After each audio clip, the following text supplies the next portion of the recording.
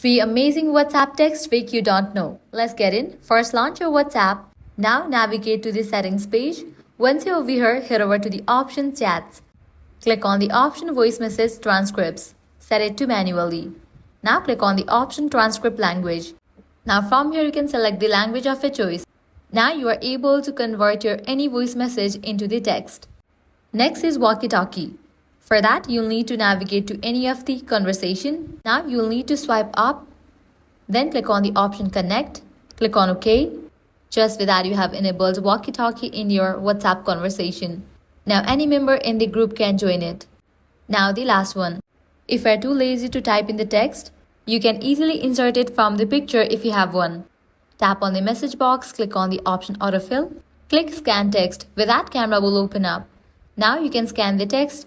It will be automatically written in the text box and then you can send it. So that's a wrap for this video. If this guide helped you out, don't forget to like, share and subscribe.